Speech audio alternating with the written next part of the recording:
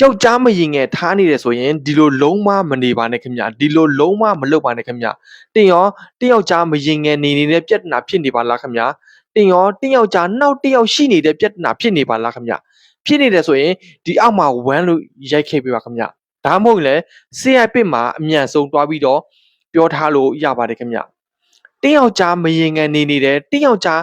နောက်တယောက်ရှိနေတယ်ဆိုရင်တင့်အနေနဲ့စိတ်သက်ကြတဲ့ပုံစံတွေအဲ့လိုမျိုးလုံးဝမနေပါနဲ့ခင်ဗျ။ဘာဖြစ်လို့ဒီလိုမနေရလဲဆိုတော့ तू မရှိနဲ့ကိုနေနိုင်တယ်ဆိုတဲ့ပုံရိပ်ကိုသူ့ကိုချပြဖို့လိုပါတယ်ခင်ဗျ။နောက်တစ်ခုကကိုတက်တက်ကြွကြွနဲ့လန်းလန်းဆန်းဆန်းနဲ့နေပြီးဖို့လိုပါတယ်ခင်ဗျ။ကိုရမအလှကိုဒီထက်ပိုပြီးတော့လှပအောင်တင့်အနေနဲ့ပြင်ဆင်ဖို့လိုပါတယ်ခင်ဗျ။နောက်တစ်ချက်ကတင့်အနေနဲ့တင်စိတ်သက်ကြနေတယ်တင်ငိုနေတယ်ဟုတ်တယ်ဟုတ်စိတ်သက်ကြလို့ရတယ်ငိုလို့ရတယ်ဒါပေမဲ့သူ့ရဲ့ရှေ့မှာမငိုပြပါနဲ့သူ့ရဲ့မှနောက်ွယ်မှာငိုချင်ငိုပါစေဒါကြောင့်တင့်ကိုတင်သူမရှိတဲ့ကိုနေနိုင်တယ်ဆိုတဲ့ပုံရိပ်ကိုတင့်အနေနဲ့ချပြဖို့လိုပါတယ်ခင်ဗျတင်းယောက်ျားက